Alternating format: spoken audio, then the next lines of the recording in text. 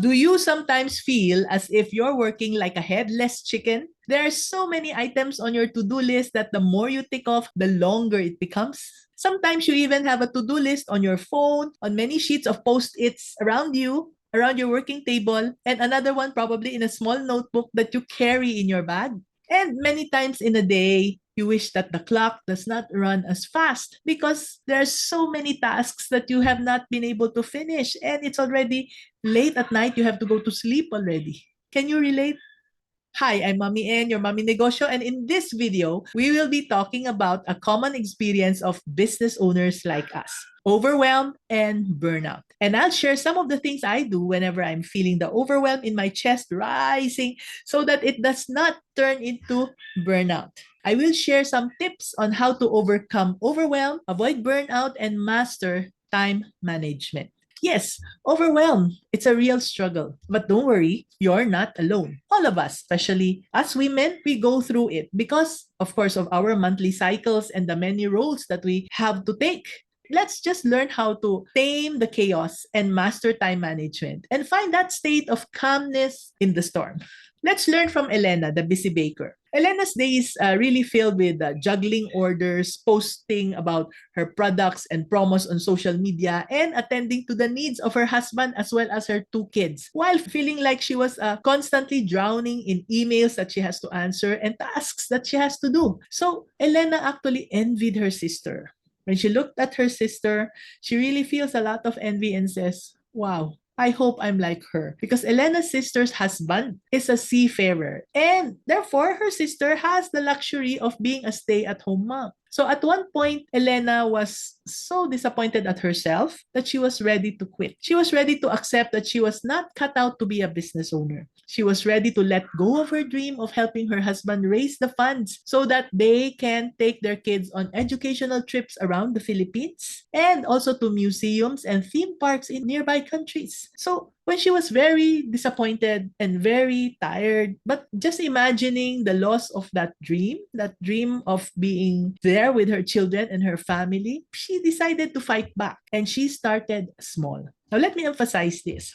Elena started slowly by creating a weekly schedule. That's what she did. She did not really remove all the to-do lists right away. She just started by looking at her schedule. And that's what I suggest that you do as well. Okay, so how did she do it? She used Gcal or the Google Calendar. Of course, there are many apps on her phone and on her desktop. But Gcal or Google Calendar is free and it is everywhere. It is on her phone, it is on her desktop, and other gadgets that she has. So she decided to prioritize her urgent tasks and to delegate what she can to her assistant and her home helpers. So for years, she refused to delegate. I don't know if you also have that tendency. But for Elena, she did not want to delegate because she saw that when she asked somebody to do it, they could not do it as well as she could. Of course, she's the original one. But when she attended one of my programs and she learned how to hire the right person, to train and to delegate and to motivate more effectively, she mustered up her courage and she decided to try again. So Elena experimented with productivity techniques like the Pomodoro timer to regain control of her time. So if you do not know what Pomodoro timer is, you can Google it. That's something very exciting. Pomodoro. So like us, she also had to-do lists that are scattered everywhere all around. So when she learned about more free tools from Google, like Google Task and Google Keep, she eliminated all of those to-do lists and copied them all to all of those Google tools. No more post-its, no more notebooks. Everything is in Google Task and in Google Keep. And they are both on her phone and in all of her gadgets and also on her desktop. She loved having everything in those apps because she can capture all her thoughts to a central location and access them whenever she goes, wherever she goes. So every night, what happened was that she just spends 10 minutes, just 10 minutes to sort out her Google Keep and Google List and transfer them to her calendar so that she's prepared for the next day. So slowly, Elena found her rhythm. The chaos in her life subsided and she rediscovered the joy of baking. Now she had more time to bake. She proved that with the right tools and the right mindset, together with the guidance of an experienced mentor, who can share her shortcuts with her, even the busiest business owner can find calm amidst the hustle. So remember, you don't have to continue running around like a headless chicken. And you never have to give up your dream because there is a solution to overwhelm. Here's how. First, plan and prioritize, just like Elena. Create a realistic weekly schedule, identifying crucial tasks and setting achievable goals. Make sure that in that calendar, the goals that you put there are achievable because overambition can be overwhelming too, right? So it has to be a realistic weekly schedule.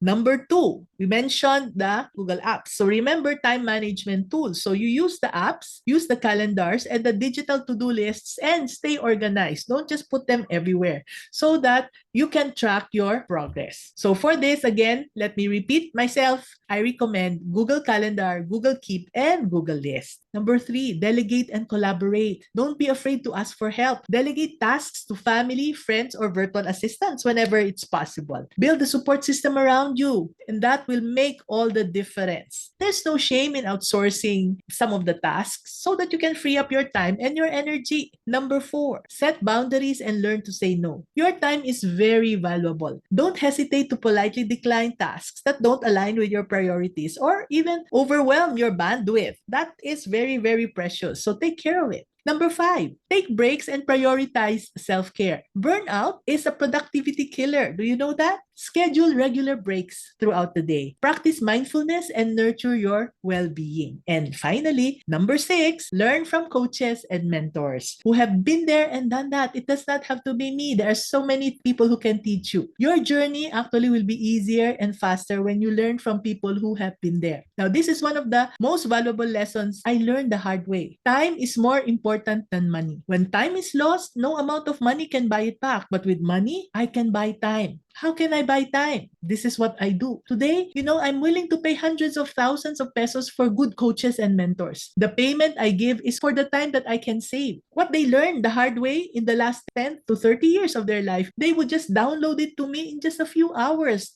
That's so valuable, right? Imagine you're spending a few hours to learn 30 years of wisdom. Where else can you get that if not from mentors who have been there and who have done that? So remember, overwhelm might feel like a tidal wave, but you and we can be lighthouses because we are women. We are strong and we are capable of navigating even the stormiest seas. By planning, prioritizing, delegating, taking care of yourself, and having a guide beside you, you can find calm amidst the chaos and reclaim control of your entrepreneurial journey. You are an amazing force, and your business deserves your well-being and calm focus. So keep shining, business builder. And remember, I'm cheering you on every step of the way.